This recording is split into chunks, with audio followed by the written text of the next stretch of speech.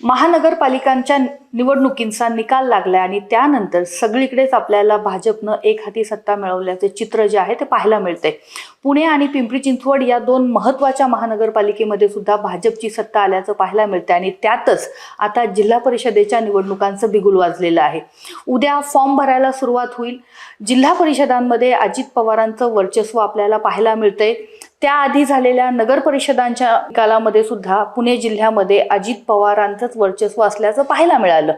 आत्ताच्या जिल्हा परिषदा महापालिकांच्या निकालांनंतर होत आहेत, त्याचा परिणाम नेमका काय असणार आहे याच्यावरती आपल्याला चर्चा करायची आसपासच्या क्ष किरण या राजकीय कार्यक्रमामध्ये। आज माझ्यासोबत आहेत भोर वेल्हा मुळशीचे आमदार शंकरभाऊ मांडेकर। शंकरभाऊ मांडेकर यांनी या विधानसभा मतदारसंघामध्ये 45 वर्ष एका कुटुंबाची एक हाती सत्ता जी होती ती उलथवून लावली आणि त्यानंतर आलेल्या नगर परिषदांच्या निवडणुकांमध्ये भोर नगरपालिकेची जी सत्ता आहे ती मिळवली आणि आता या तीनही तालुक्यांमध्ये ते जिल्हा परिषदेची जी जबाबदारी आहे त्यांच्या खांद्यावरती आलेली आहे। मी तुमचं पहिल्यांदा स्वागत करते। तुमची आमदारकीची निवडणूक जी आहे ती इतकी सहज नव्हती। 45 वर्ष ज्या कुटुंबाच्या हातामध्ये सत्ता होती त्याचं एक आव्हान तुमच्या समोर होतं, ते तुम्ही परतून लावलत। त्याच्यानंतर भोरची नगर परिषद असेल, तिथं तुम्ही पुन्हा तुमचा गड जो आहे तो शाबूत राखलेला आहे आणि आता जिल्हा परिषदेच्या निवडणुकांना सामोरे जात आहे। कशा पद्धतीनं ही सगळी तयारी करताय? खरं तर गेले अनेक वर्ष मी राजकारण करत असताना नामदार अजितदादा पवार यांच्या नेतृत्वाखाली आम्ही गेले अनेक वर्ष काम करतोय। मागच्या काळात दादांनी माझ्यासारख्या कार्यकर्त्यावर विश्वास ठेवला आणि मला पक्षाची उमेदवारी दिली आणि पहिल्यांदाच राष्ट्रवादीच्या चिन्हावर उमेदवार लढला आणि तो विजयी झाला। त्यामध्ये दादांचं खूप मोठं योगदान आहे आणि माझ्या सर्व मुळशी राजगड बोरमधील जनतेचं आणि आमच्यावर प्रेम करणाऱ्या सर्व कार्यकर्त्यांचं योगदान आहे। आणि तो विजय सुकर होत असतानाच नगर परिषदेचे इलेक्शन लागले। त्यामध्ये आम्हाला खरं तर यापूर्वी कधी यश मिळत नव्हतं आणि आम्ही यावेळेस विधानसभेचा सदस्य आपल्या विचाराचा आला। दादांच्या माध्यमातून दादांनी लोकसभे प्रचारामध्ये सांगितलं होतं की माझ्या विचाराचा जर आमदार निवडून दिला तर मी भोर राजगड मतदारसंघासाठी मी 5,000 कोटी रुपयाचा निधी देईल आणि दादा हा शब्दाला पक्का असणारा माणूस आहे। याची परिस्थिती सर्वांनाच आहे। कुठल्याही पक्षातल्या वेगवेगळ्या पक्षाची लोक जरी दादांका आली किंवा त्यांच्या बाबतीत विचारलं तर लोक सांगत असतात होणारं काम करणार, जे नाही होणार ते नाही करणार, पण शब्द दिला ते पूर्ण करणार। आणि त्यांनी त्या दृष्टिकोनातनं आम्हाला जो शब्द दिला आणि जनतेने जो विश्वास ठेवून मला निवडून दिलं, त्यानंतर दादांनी वर्षभराच्या कार्यकालामध्ये जो त्यापैकी 60% निधी देण्याचं या ठिकाणी काम केलं। या तीन हा जो तुमचा मतदारसंघ आहे त्याच्यामध्ये येणारे जे हे 3 तालुके आहेत भोर, वेल्हा आणि मुळशी, हा तसं या तालुक्यांना एक ऐतिहासिक पार्श्वभूमी आहे आणि त्याचबरोबर पर्यटनाचं क्षेत्र इथे असताना मुळशीपेक्षा भोर आणि वेल्हा हे खूप मागास राहिलेले आहेत। तिथल्या समस्या वेगळ्या आहेत। मुळशीमध्ये हिंजवडीचा जो भाग येतो तो महानगरपालिकेच्या जवळ असलेला भाग आहे। IT पार्क जे आहे देशातलं सगळं महत्त्वाची ख्याती आणि आंतरराष्ट्रीय पातळीवरती ते पोचलेलं आहे। इथं अनेक समस्या आहेत। या समस्या गेल्या वर्षभरामध्ये तुम्ही कुठले कुठले प्रश्न इथले जे आहेत ते सोडवलेत? खरं तरी वस्तुस्थिती शहराच्या अतिशय जवळचा भाग आहे आणि IT पार्कच्या माध्यमातून जगाच्या नशावर नकाशावर हा एरिया पोचलेला आहे आणि या भागाचं मागच्या काळात मी नेतृत्व केलेलं आहे। 17 ते 22 या कार्यकालामध्ये मी या भागात जिल्हा परिषद सदस्य म्हणून काम केलं। त्यावेळेस सुद्धा समस्या होत्या आणि आज सुद्धा आपण पाहिलं तर अनेक समस्या, विशेषतः या ठिकाणी होत्या रस्त्याच्या समस्या होत्या। रस्ते अरुंद आहेत आणि ट्रॅफिक खूप जाम होतं। 3-3, 4-4 तास लोकांना 2 किलोमीटरसाठी अंतरासाठी या ठिकाणी थांबावं लागत होतं। मधल्या काळात मेट्रोचे कामं चालू झाले त्यामुळे या ठिकाणी ट्रॅफिक होत होतं आणि मागच्या 1 वर्षभरापूर्वी खूप मोठ्या प्रमाणात या ठिकाणी पाऊस पडला आणि त्यामुळे हे रस्ते खूप खराब झाले आणि ट्रॅफिकची खूप मोठी समस्या तयार झाली। परंतु मी आमदार झालो तर मी दादांची चर्चा केली आणि दादांनी खऱ्या अर्थाने या भागामध्ये 2 दिवस म्हणजे 2 भेटी दिल्या या भागात आणि ज्या ठिकाणी रस्त्याचे जे प्रश्न आहेत ते पाहून घेतले, समजावून घेतले, त्यात काय अडचणी आहेत त्या पाहून घेतल्या। त्यामध्ये असं आमच्या लक्षात आलं हे जे रस्ते आहेत हे पूर्वी PWDचे रस्ते होते आणि याची रुंदी खूपच कमी आहे। नकाशावर जरी ते 9 मीटर, 12 मीटर किंवा 24 मीटरचे जरी असतील परंतु प्रत्यक्षात हे रस्ते खूप म्हणजे 5 आणि 6 मीटरचेच 5 मीटरचेच होते, 5 ते 7 मीटरचे आणि त्यामुळे या ठिकाणी अडचण ट्रॅफिकची होत होती. पावसामुळे रस्ते खराब झाले होते. त्या रस्ते खराब होण्याचं मुख्य कारण हेच होतं की रस्त्यावर झालेलं अतिक्रमण किंवा ड्रेनेजची काही लाईन आहे, त्या पावसाचे पाणी जाणाऱ्या मोरे आहेत त्या चोकअप झाल्या, तेव्हा अतिक्रमण झालं, त्यामुळे रस्त्यावर पाणी तुंबत होतं आणि डांबरी रस्ते असल्यामुळे ते रस्ते खराब होत होते. हे लक्षात आल्यानंतर दादांनी व्हिजिट देऊन PMRDची मिटिंग घेतली, कारण की हा एरिया सर्व PMRDच्या हद्दीत येतो. आणि मग दादांनी सूचना केल्या आणि हे सर्व अतिक्रमण काढून घेण्याची या ठिकाणी सर्वांना सांगितलं, सूचना केल्या. आणि खरं तर आमच्या भागातील मान, मारुंजी, हिंजवडी या नेर या भागातील ग्रामस्थांनी सुद्धा खूप मोठं सहकार्य केलं आणि त्यांनी त्यांची जी बांधकामं आहेत ती जी रोड वाइंडिंगमध्ये जात होती ती त्यांनी काढून घेतली सोय खर्चाने. आणि नंतर हा प्रश्न मिटवण्यासाठी हे रस्ते चांगले आणि चांगल्या रुंदीचे होण्यासाठी दादांनी निधी सुद्धा दिला. आणि आता आपण पाहताय की समस्या सोडवण्याचे जे आम्ही काम करत होतो त्यामध्ये आता पोझिशन पण लोकांनी दिलेलं आहे. फक्त लोकांना मोबदला त्याचा जो द्यायचा आहे भूसंपादनाचा. आणि या ठिकाणी एक टेक्निकल अडचण अशी येत होती, हे पूर्वी PWDचे रस्ते आहेत आणि या संपूर्ण देशामध्येच हा विषय आहे की रस्ते PWDचे आहेत परंतु त्याची कुठेही रेकॉर्ड नाही आहे. त्यामुळे त्या रस्त्याची रुंदी किती आहे किंवा किती लोकांनी जागा पोझिशन दिली आहे किंवा त्यांना मोबदला कितीचा मिळणार आहे कुठेही रेकॉर्ड नाही आहे. त्यामुळे लोक पण द्विधा मनस्थितीत होती, कारण की पूर्वी रस्त्याची मोठ्या एवढी गरज नव्हती, छोट्या रस्त्यावर काम चालू होत होतं. परंतु आता जशी या ठिकाणी IT पार्क आलं, अनेक लोक राहायला आली, अनेक उद्योजक आले, अनेक इमारती उभ्या राहिल्या, कन्स्ट्रक्शन खूप मोठ्या प्रमाणात वाढलं, त्यामुळे हे रस्ते कमी पडू लागले. म्हणून लोकांच्या मागणीनुसार हे रस्ते मोठे करण्यात येत असताना लोकांच्या ज्यावेळेस अतिक्रमण काढून घेतलं त्यावेळेस लोकांनाही कळणार की नक्की आमची जागा रोडमध्ये किती गेलेली आहे. म्हणून आम्ही मिटिंग घेतली 2 वेळा. मग दादांनी सूचना केल्या आणि त्यावेळेस लक्षात आलं की बऱ्याचशा जागे जमिनीचे मोबदला हा शेतकऱ्यांना कुठेच रेकॉर्डवर दिलेला दिसत नाही. म्हणून दादांनी PMRDला सांगून, आयुक्त होते, मुख्यमंत्री साहेब पण होते आणि या ठिकाणी ते दुसरे आमचे शिंदे साहेब पण उपमुख्यमंत्री होते. ते आम्ही सर्वांनी मिटिंग घेतल्यानंतर या उद्योगमंत्री सामंत साहेब होते आणि मग हा भूसंपादनाचा विषय पुढे आला. आता आम्ही मोजणी केलेली आहे, जे वाइंडिंगचे रस्ते वाइंडिंग करायचे त्याचं भूसंपादनामध्ये शेतकऱ्यांना जो मोबदला द्यायचा आहे, एकतर हा PMRDत भाग येतो. DP पूर्वी झाला होता परंतु तोही कॅन्सल झाला. मग ह्या लोकांच्या ज्या जमिनी आहेत त्यांना TDR देत असताना तो TDR कुठं वापरायचा ही लोकांची मोठी अडचण होती. म्हणून शेतकऱ्यांनी तेव्हा मार्गदर्शन मागितलं. आमच्या मिटिंगा झाल्या, त्यामध्ये मग सर्वच कलेक्टर पासून तर विभागीय आयुक्त, मंत्री महोदय, सर्व विभागाचे प्रमुख, PWD, जिल्हा परिषद, ग्रामपंचायत ही सर्व मंडळी एकत्र, कॉर्पोरेशन सहित एकत्र आल्यानंतर आम्ही त्यावर चर्चा केली आणि खऱ्या अर्थानं आता भूसंपादनाचा विषय जो मोजणी करून कलेक्टर ऑफिसवरनं खाली आलेला आहे, परंतु आता आचारसंहिता लागलेली आहे. तरी आमचं हा एक विषय झाला. मुळशी तालुका जो आहे आणि तो पश्चिम घाटामध्ये संरक्षित क्षेत्रामध्ये येतो आणि तुमचा पूर्ण मतदारसंघ जो आहे तो निसर्ग संपन्न आहे सगळा. पण दुसरीकडे हिथून वाहणारी नदी जी आहे, म्हणजे आता तुम्ही जे सांगितलं की हे झपाट्यानं सगळं वाढतंय, तसं इथलं प्रदूषणही वाढतंय, नदी प्रदूषणाचं प्रमाण वाढताना दिसतंय. तर त्याच्यावरती काय तुम्ही उपाययोजना करताय, त्यासाठी काय गेल्या वर्षभरामध्ये प्रयत्न केले? खरं तर मला सांगायला आनंद वाटतो, मी जिल्हा परिषद सदस्य असतानाच याच्यावर प्लॅन केला होता की नदीचं आम्ही 2002 साली सुद्धा नदीचं पाणी ओंजळीने पित होतो, पिण्यायोग्य होतं. परंतु ह्या 15-20 वर्षामध्ये याची खूप दयनीय अवस्था झालेली आहे. आणि हे लक्षात आल्यानंतर आम्ही ठरवलं की या नदी सुधार प्रकल्प काही अनेक इमारती झाल्या, या शहरीकरण झालं, संपूर्ण ड्रेनेजची लाईन डायरेक्ट नदीत सोडली गेली, त्यामुळे पाणी दूषित झालं. मग यावर उपाय म्हणून नदी सुधार प्रकल्प अंतर्गत PMRDच्या माध्यमातून 674 कोटीचा निधी या ठिकाणी मंजूर झालेला आहे. आणि त्यामधनं आपण ही जी शहरीकरण मोठ्या प्रमाणात लोकसंख्या वाढती त्या सर्व गावांचं STP प्लॅन करणार आहे. त्यामध्ये पाण्यावर प्रक्रिया करून ते खऱ्या अर्थानं पाणी पुनर्जीवित, काही जे मिश्रित पाणी आहे ते बाकी कामाला वापरणार आणि त्यावर प्रक्रिया करून चांगल्या पद्धतीचं या ठिकाणी नदी सुधार प्रकल्प आपण नियोजन करतोय.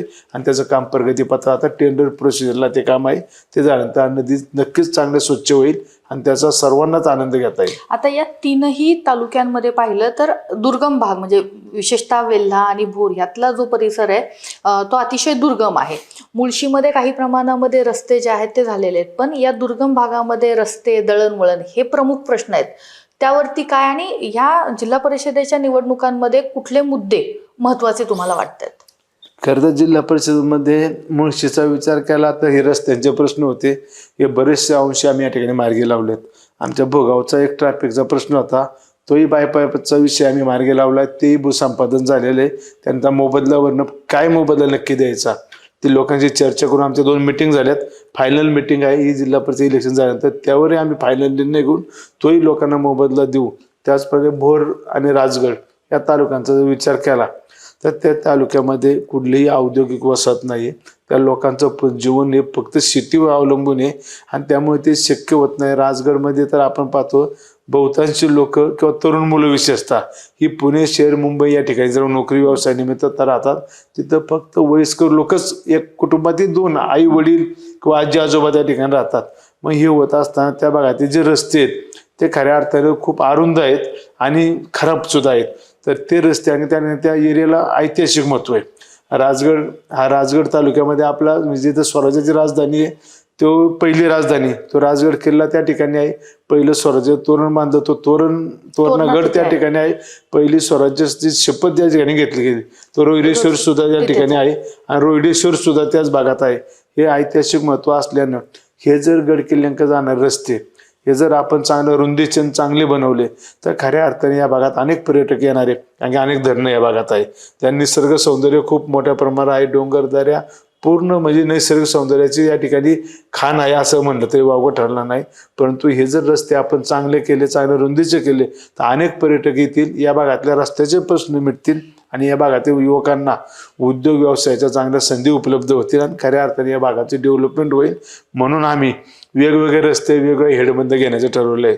उदाहरणार्थ चेलाडी फाटा ते मडेघाट हा जो महत्त्वाचा रस्ता आहे, जो खऱ्या अर्थाने राजगडची विकासाचा मार्ग आहे, म्हणून त्या रस्त्यावर आम्ही निधी टाकण्याचं काम या ठिकाणी करतोय. मधल्या काळात त्या ठिकाणी काही नसरापूर सारखं आमचं महत्त्वाचं गाव आहे, हायवे पासून उतरलं की लगेच त्या गावात हा रस्ता जातो.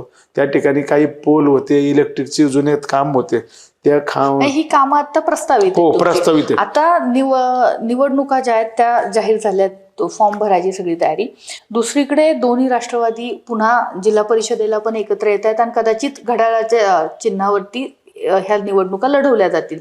असं असताना तिकीट वाटप वगैरे काय त्याबाबत काय निर्णय, कशा पद्धतीने ते होईल? आम्ही राष्ट्रवादी काँग्रेस घड्याळ म्हणजे अजितदादा पवार पक्षाच्या माध्यमातून या ठिकाणी इच्छुकांच्या मुलाखती घेतल्यात, त्यांच्या अर्ज मागवून घेतल्यात. आता फॉर्म भरायची कालपासूनच सुरुवात झाली. आम्ही खरं तर फॉर्म भरून घेणार आहे आणि पवार साहेबांची तुतारी हा पक्ष आणि राष्ट्रवादीचं घड्याळ अजितदादांचं यांची युती म्हणजे एकत्र येतील न येतील हा नंतर तो नेत्यांचा विषय. आमच्यापर्यंत अशी कुठलीही सूचना आलेली नाही. त्यामुळे आम्ही एक लोकप्रतिनिधी म्हणून या ठिकाणी सर्वांच्या मुलाखती घेऊन अर्ज भरण्याच्या लोकांना सूचना केलेल्या आहेत. दुसरी गोष्ट म्हणजे आता ज्या नगर परिषदा नगरपंचायतीच्या निवडणुका झाल्या त्याच्यामध्ये पुण्यात आपण पाहिलं की अजित पवारांचं वर्चस्व तिथं पाहायला मिळालं. महापालिकांच्या निवडणुकामध्ये मात्र ते दिसलेलं नाही. सगळीकडे भाजप आहे आणि असं असताना तुम्हाला ही निवडणूक किती अवघड वाटते? खरं तर तुम्ही सर्वांनीच पाहिले, गेली अनेक वर्षे कोणी काही म्हणत असेल पण जिल्ह्याच्या ग्रामीण भागावर वर्चस्व हे दादांचं एक हाती राहिलेलं आहे. त्याला कारणही असं की गेली अनेक वर्षे आमदार राष्ट्रवादीच्या विचाराचे, जिल्हा परिषद ताब्यात आहे, पंचायत समिती त्यांच्या ताब्यात आहे. त्यामुळे अनेक विकास कामं झाली. दादांची जी काम करण्याची पद्धत आहे, ग्रामीण भागाचीच नाळ जोडणारा नेता आहे आणि त्यामुळे त्या ठिकाणी अनेक विकास कामं त्यांच्या हातनं होत असतात आणि त्यामुळे लोकांना त्यांच्या विकास कामावर, त्यांच्या कार्यक्षमतेवर पूर्ण विश्वास आहे. त्यामुळे मी तुम्हाला ग्वाही देतो, जे शहरात महानगरपालिकेमध्ये झालं असं ग्रामीण भागात काही घडणार नाही. कारण की तुम्ही आत्ताच पाहिले नगर परिषदेचं इलेक्शन झालं ते शहरी सोडून होतं निम शहरी भागात. त्या ठिकाणी आपण पाहिलंय 10 ठिकाणी राष्ट्रवादी काँग्रेसचे नगराध्यक्षचे उमेदवार निवडून आले आणि आता जिल्हा परिषदमध्ये सुद्धा आम्हाला पूर्ण खात्री आहे, कारण की आम्ही अनेक आमदार आहेत त्यांच्या नेतृत्वाखाली या भागात राष्ट्रवादी काँग्रेसचेच सदस्य जास्त निवडून येतील आणि पुणे जिल्हा परिषद सदस्य राष्ट्रवादी काँग्रेस म्हणजेच आमदार अजितदादा पवार यांच्या नेतृत्वाखालीच सत्ता येईल याची तुम्हाला मी खात्री देतो. पण तुम्ही ही खात्री देताय. दुसरीकडं तुम्ही शहरातलं म्हणला, पुणे आणि पिंपरी चिंचवड ही दोन्ही शहरं, विशेषतः पिंपरी चिंचवड हे तर अजित पवारांनी वसवलेले, हे विरोधक पण अगदी खासगीत का होईना ते मान्य करतात किंवा काही ठिकाणी जाहीरपणे हे बोलतात. असं असताना या सगळ्या निवडणूक प्रक्रियेमध्ये जे निकाल हाती आले ते अजितदादांना सुद्धा धक्कादायक आहे. त्याचा परिणाम इकडे होईल असं वाटतंय? नाही, असं काही होणार नाही. कारण की या भागातले शहराच्या जवळचे जवळ जिल्हा परिषद सदस्य तुम्ही मागच्या काळात पाहिले ते राष्ट्रवादी काँग्रेसच्या विचाराचे आहेत आणि त्या अनेक लोकांनी आमच्या चांगल्या पदाधिकाऱ्यांनी पद या ठिकाणी जिल्हा परिषद बसवलेले आहेत. त्यामुळे त्यांच्या दादांच्या ज्या विकास कामाच्या माध्यमातून जो विकास झालेला आहे त्या माध्यमात त्या ठिकाणी नक्कीच परत आम्हाला राष्ट्रवादीच्या ताब्यात येईल. ह्या खालच्या शहराचा त्यावर काही परिणाम होणार नाही. या मतदारसंघातली म्हणजे या तिन्ही तालुक्यांमधल्या जिल्हा परिषदा ज्या आहेत त्या राष्ट्रवादीच्याच ताब्यात येतील असा विश्वास शंकर मांडेकर व्यक्त करतायत. कारण की ग्रामीण भागामध्ये आपण जर पाहिलं नगर परिषदांच्या निवडणुकांचे जे निकाल आले तिथे सुद्धा आपल्याला नगर परिषदा ज्या आहेत त्या अजित पवारांच्याच ताब्यात गेल्याचं चित्र पाहायला मिळालं. पण नुकत्याच झालेल्या महापालिका निवडणुकीमध्ये हे चित्र जे आहे ते पालटलेलं आहे. आव्हान जे आहे ते तगडं असणार आहे त्याच्यावरती. म्हणजे जसं विधानसभेला इथं राष्ट्रवादीनी आपला करिश्मा दाखवला, त्यानंतर भोरमध्ये नगर परिषदेला करिश्मा दाखवला, तोच करिश्मा आता जिल्हा परिषदांच्या निवडणुकामध्ये आपल्याला दिसेल का हे काही दिवसातच स्पष्ट होईल. दुसरीकडे हा भाग जो वाढतोय तर पिण्याच्या पाण्याचे पण प्रश्न निर्माण होणार आहेत. जसा प्रदूषणाचा प्रश्न आहे, वाहतूक कोंडीचा प्रश्न आहे, तसा पिण्याच्या पाण्याचा पण प्रश्न निर्माण होणार आहे. आणि हे विस्तारच चाललेलं आहे सगळं. त्याच्यावरती काय तोडगा आहे? हो, वस्तुस्थिती आहे ग्रामीण भाग जरी असेल तर खूप मोठ्या प्रमाणात खूप झपाट्याने या ठिकाणी विस्तारीकरण होतंय. अनेक गृहप्रकल्प आल्यामुळे या ठिकाणी पाण्याची तेवढीच मागणी पण वाढलेली आहे. पूर्वी आम्ही नदीचं पाणी वापरायचो आणि त्याच्यावर पाणी योजना आमच्या चालू होत्या, परंतु हे पाणी खराब झालं आणि त्यामुळे या ठिकाणी अनेक अडचणी आल्या. मागच्या काळात आम्ही पहिला मुळशी प्रादेशिक टप्पा 1 हा कार्यान्वित केला. त्यामध्ये 25 गावांच्या वाड्या वस्त्यांच्या ठिकाणी पाणी योजना आहे आणि ह्या पूर्व भागाला पाणी योजना होईल म्हणून मी जिल्हा परिषद सदस्य असतानाच आम्ही प्रादेशिक पाणी पुरवठा टप्पा 2 मुळशी प्रादेशिक ही योजना काम करण्याचं ठरवलं. त्याला आम्ही मागच्या काळात मंजुरी घेतली. त्याला आता 550 कोटी रुपये निधी मंजूर झाला आहे. सर्व कामं ती चालू आहे. त्या ठिकाणी थोडा जागेचा विषय होता आणि पाण्याचा कोठा जो वाढवून घ्यायचा तोही विषय होता. खरं तर आपण पाहिले की हा पूर्वी ज्या भागात आता ही डेव्हलपमेंट होती हा पूर्वी शेतीचा भाग होता, जिरायत भाग होता, बागायती. त्यामुळे या ठिकाणी जे पाणी वापरायचं त्याच आम्ही सूचना केल्या. जे शेतीला पाणी नियम आहे पाण्याचा की पहिलं पाणी पिण्याला, नंतर शेतीला, नंतर उद्योगधंद्याला.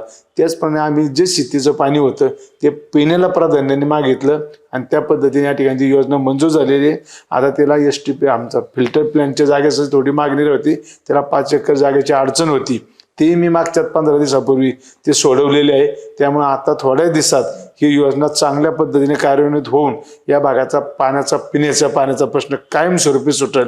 आणि जसं पिंपरी चिंचवड पुणे शहराला चांगलं पाणी मिळतं त्याच धर्तीवर या आमच्या पूर्व पट्ट्याला पाणी मिळेल याची तुम्हाला मी खात्री देतो. तुम्ही ही सगळी खात्री देताय, पण आता जे महानगरपालिकांचे निकाल समोर आलेले आहेत निकालावरून स्पष्ट होईल. कारण की आता तुम्ही एवढी खात्री व्यक्त करताय सगळी, पण हे जे निकाल महाराष्ट्रातले विशेषतः पुणे आणि पिंपरी चिंचवडमध्ये वाटत होतं सत्ता पालट होईल, ती सत्ता पालट झालेली नाही. म्हणजे अतिशय कमी जागा ह्या अजित पवारांना मिळाल्या. दोन्ही राष्ट्रवादी एकत्र लढल्यावरती सुद्धा सुपडा साफ झालाय. असं असताना तुम्ही जिल्हा परिषदेमध्ये पुन्हा एकदा म्हणताय की सत्ता राष्ट्रवादीच्या ताब्यात जाईल. सगळीकडे कमल दिसते. खरं तर राजकारणामध्ये सत्ता ही कायमच येत असते जात असते. जे काम लोक नेते मंडळी काम करतात त्यांच्या कामावर विश्वास असतो. कारण की आपण पाहिले एकेकाळी काँग्रेसचं वर्चस्व देशामध्ये होतं. राज्यात सुद्धा काँग्रेसने लोक काँग्रेसचं चिन्ह मिळलं की विजयी उमेदवार झाला हे होतं आणि ही वस्तुस्थिती होती. पण आता काळ बदलला, आता भाजपची सत्ता आली. बदलत्या काळानुसार प्रत्येकाचे विचार करण्याची क्षमता. दादांचा करिश्मा कमी झालाय ना? नाही करिश्मा आज कमी झाला, उद्या वाढणार आहे ना.